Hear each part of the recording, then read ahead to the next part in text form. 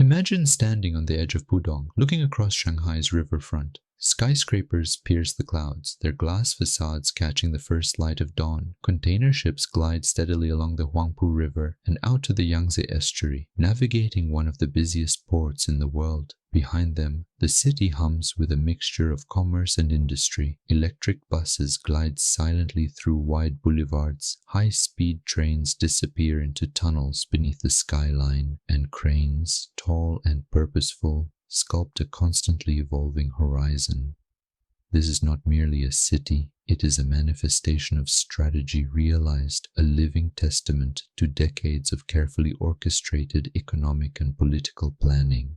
Shanghai is the apex of a broader geographic and economic narrative.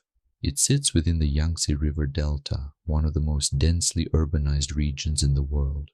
This area accounts for roughly 25% of China's GDP, while housing just under 10% of the population, reflecting an extraordinary concentration of industrial capacity, infrastructure, and human capital. Cities like Suzhou, Hangzhou, and Ningbo form a contiguous economic corridor, leveraging river networks, ports, and high-speed rail to integrate urban centers into a single functional mega-region. Pudong itself was transformed from farmland and salt marshes into a global financial hub through targeted policy, infrastructural investment, and market experimentation.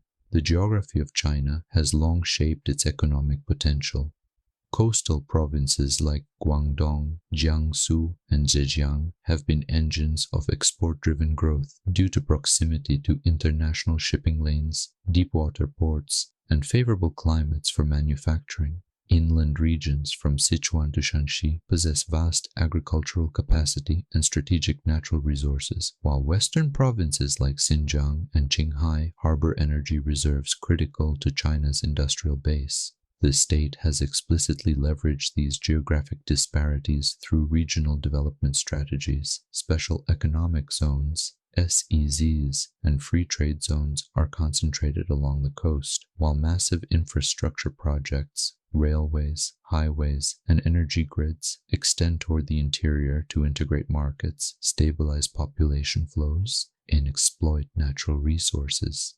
This strategic integration of geography and economy is complemented by deliberate urbanization.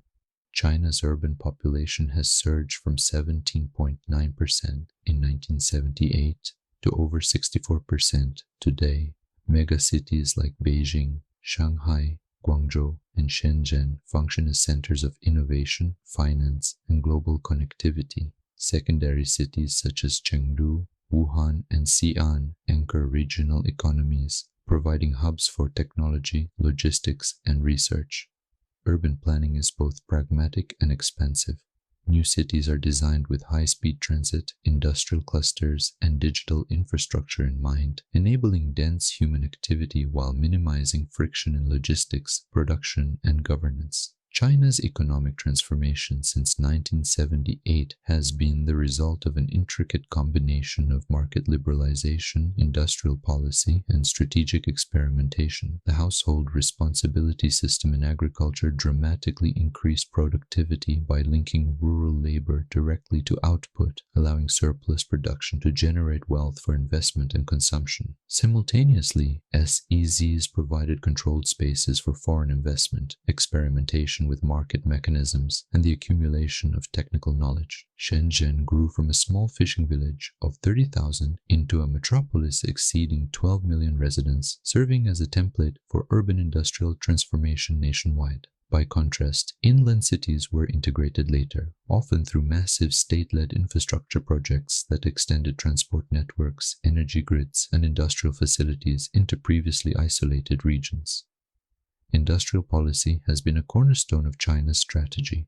The state actively identifies priority sectors: steel, petrochemicals, electronics, aerospace, semiconductors, and renewable energy, and channels capital, technology, and human resources toward them. State-owned enterprises, SOEs, have been restructured into national champions capable of competing on the global stage. Where necessary, joint ventures with foreign companies facilitate technology transfer, allowing domestic firms to leapfrog decades of development. This combination of state guidance and market competition has created industrial ecosystems in which clusters of firms, universities, research institutes, and infrastructure mutually reinforce growth. By the early 1990s, China produced roughly 1/5 of the world's steel and dominated textiles, while laying the foundation for high-tech sectors such as telecommunications, electronics, and automotive manufacturing. Global economic integration has been deliberate and strategically managed. Export-led growth turned coastal provinces into manufacturing hubs, capitalizing on low labor costs and massive domestic production capacity. By joining the World Trade Organization in 2001, China formalized its integration into global trade networks, cementing its position as a central node in supply chains. The resulting economic interdependence became both a source of wealth and leverage. Nations around the world became reliant on Chinese exports, industrial inputs, and technological infrastructure. High-speed rail, ports, and logistics hubs were developed to facilitate domestic efficiency while ensuring that exports flowed rapidly to global markets. Today, the Yangtze River Delta, Pearl River Delta, and Bohai Economic Rim account for more than half of China's industrial output, illustrating the centrality of geography to economic planning. Technology and innovation are equally central to China's rise. Massive investments in research and development, supported by policy incentives and state-backed financing, have positioned China as a global leader in telecommunications, artificial intelligence, electric vehicles, and green energy. Companies like Huawei, Tencent, and Alibaba exemplify the model. Entrepreneurial energy exists under the protective umbrella of political oversight, benefiting from industrial policy, subsidies, and targeted research funding. Semiconductors, AI, and renewable energy are not incidental sectors. They are pillars of national strategy, with policy designed to achieve technological self-reliance and global competitiveness. Energy and infrastructure have been carefully aligned with geography and economic objectives. Western China's hydropower potential and coal reserves feed the electricity grids powering coastal manufacturing zones, while nuclear, solar, and wind projects diversify energy sources and reduce dependence on fossil fuels. High-speed rail connects urban clusters to both domestic and international markets, while ports like Shanghai, Ningbo Zhoushan, and Shenzhen anchor export logistics. The Belt and Road Initiative extends this infrastructural philosophy globally, creating logistical, financial, and energy corridors across Asia, Africa, and Europe. Ports in Gwadar, Djibouti, and Piraeus, as well as railways across Central Asia, exemplify the deliberate export of China's logistical model to shape trade networks, secure supply chains, and project influence without direct military confrontation. Political governance underpins every aspect of China's development. The Communist Party exercises centralized authority, coordinating regional development, managing industrial policy, and enforcing regulatory compliance. 5-year plans provide long-term strategic vision while allowing flexibility for local experimentation. The duality of market-driven growth under authoritarian oversight is a deliberate choice. It enables rapid decision-making, centralized coordination of infrastructure and industrial investment, and the long-term pursuit of strategic objectives that might be impossible under fragmented democratic systems. Local governments execute policies within centrally determined frameworks, often competing to attract investment, optimize urban planning, and expand industrial capacity.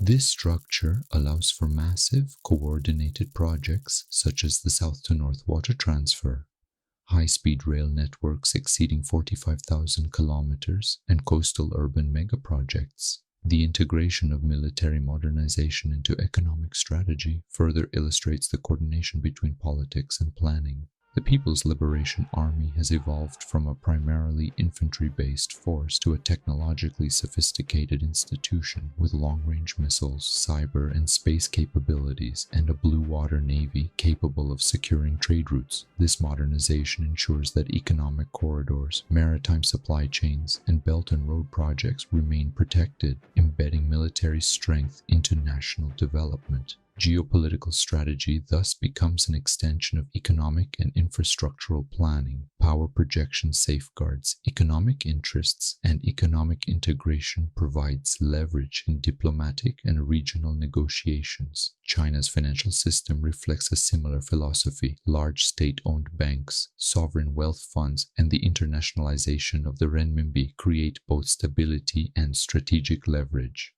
Capital allocation is guided by policy priorities, ensuring that strategic sectors, semiconductors, green energy, infrastructure, receive preferential financing. At the same time, the financial system is increasingly integrated globally. China holds foreign debt, invests in overseas projects, and participates in global financial institutions, using economic tools to achieve geopolitical outcomes without conventional coercion.